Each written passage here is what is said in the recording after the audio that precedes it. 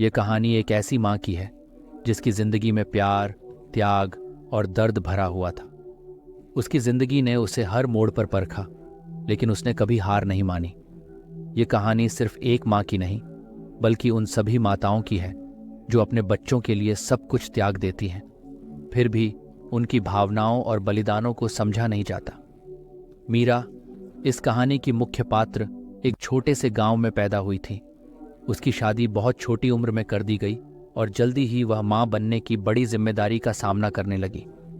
मीरा ने अपनी शादी को एक नए सफर की तरह देखा, जिसमें उसने अपने सारे सपनों और इच्छाओं को अपने परिवार के लिए त्याग दिया। उसकी दुनिया उसके पति और बच्चों तक सीमित हो गई थी। मीरा का पति रमेश एक किसान था। वह खेतों में दिन रात मेहनत करके परिवार का पेट पालने की कोशिश करता, लेकिन हालात हमेशा साथ नहीं देते थे। फसल खराब हो जाना, बाढ़ या सूखा, इन सब ने उनके जीवन को और मुश्किल बना दिया था। इन सब कठिनाइयों के बावजूद मीरा ने कभी शिकायत नहीं की। वह घर और बच्चों की सारी जिम्मेदारियां निभाती रही ताकि रमेश को कोई परेशानी ना हो। मीरा के 3 बच्चे थे, 2 बेटे और 1 बेटी। उनके जन्म के बाद मीरा ने खुद को पूरी तरह से बच्चों की देखभाल में समर्पित कर दिया। बच्चों की हर छोटी बड़ी ज़रूरत का ख्याल रखना, उनके लिए खाना बनाना, उनके कपड़े धोना, उन्हें स्कूल भेजना, ये सब उसकी दिनचर्या का हिस्सा बन गए थे। लेकिन रमेश, जो काम के बोझ तले दबा रहता, धीरे धीरे मीरा से दूर होता गया।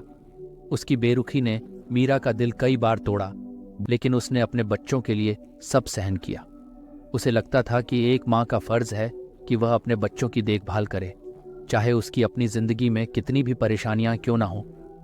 मीरा को कभी कभी लगता था कि उसके त्याग और समर्पण को उसके अपने ही परिवार ने अनदेखा कर दिया है। रमेश तो बाहर के कामों में व्यस्त रहता, लेकिन उसके बच्चे भी बड़े होते होते उसकी भावनाओं को समझ नहीं पा रहे थे। वे अपनी ज़रूरतों के हिसाब से ही माँ को याद करते और मीरा की खुद की इच्छाएं और ज़रूरतें पीछे छूटती चली गईं। समय बीतता गया और बच्चे बड़े होने लगे। सबसे बड़ा बेटा रवि पढ़ाई पूरी करके शहर में नौकरी करने चला गया। बेटी पायल की शादी हो गई और छोटा बेटा सुमित भी अब कॉलेज में था। मीरा को लगा कि जब बच्चे बड़े हो जाएंगे तो शायद उसका जीवन थोड़ा आसान हो जाएगा, लेकिन ऐसा नहीं हुआ। रवि ने नौकरी के बाद धीरे धीरे माँ से दूरी बना ली। उसे अब गांव की जिंदगी और माँ का संघर्ष नजर नहीं आता था। वह अब अपने शहर की चमक दमक में खो गया था। फोन पर भी वह बात करने में अनमना रहता। मीरा का दिल इस बदलाव को सहन नहीं कर पा रहा था, लेकिन उसने कभी शिकायत नहीं की। पायल की शादी के बाद ससुराल वाले उसे काम में उलझाए रखते थे, जिससे वह भी अपनी माँ से दूर होती चली गई। मीरा के मन में अब एक खालीपन भर गया था। वह सारा दिन अकेली रहती। कभी कभी उसकी आंखों से आंसू बहने लगते, लेकिन उसे संभालने वाला कोई नहीं था। रमेश भी अब बीमार रहने लगा था और घर के खर्चे बढ़ते जा रहे थे। छोटा बेटा सुमित, जो अब कॉलेज में था, मीरा की उम्मीद का आखिरी सहारा था। लेकिन समय के साथ वह भी बदल गया। गलत संगत में पड़कर उसने माँ से पैसे मांगने शुरू कर दिए। अगर मीरा मना करती तो वह गुस्से में चिल्लाता और कई बार उसे अपमानित भी करता। एक माँ के लिए अपने ही बच्चे से ऐसे शब्द सुनना किसी सजा से कम नहीं था। मीरा का दिल रोज रोज टूटता रहा, लेकिन उसने अपने बेटे के भविष्य के लिए यह सब सहन किया। मीरा ने अपने जीवन का हर पल अपने परिवार को समर्पित कर दिया था, लेकिन अब उसके पास कुछ भी नहीं बचा था। न सम्मान, न खुशियां, न स्वाभिमान। उसने सब कुछ अपने बच्चों और परिवार के लिए त्याग दिया, लेकिन बदले में उसे सिर्फ उपेक्षा और अपमान ही मिला। मीरा की तबीयत धीरे धीरे बिगड़ने लगी थी, लेकिन उसने कभी किसी से इसका जिक्र नहीं किया। उसे डर था कि कहीं उसके बच्चों पर और बोझ न बढ़ जाए। एक दिन जब उसका दर्द असहनीय हो गया तो उसने सुमित से डॉक्टर के पास ले जाने को कहा, लेकिन सुमित ने उसकी बात को हल्के में लिया और कहा, अभी टाइम नहीं है माँ, बाद में देख लूंगा। मीरा के लिए यह शब्द उसके दिल पर आखिरी चोट साबित हुए।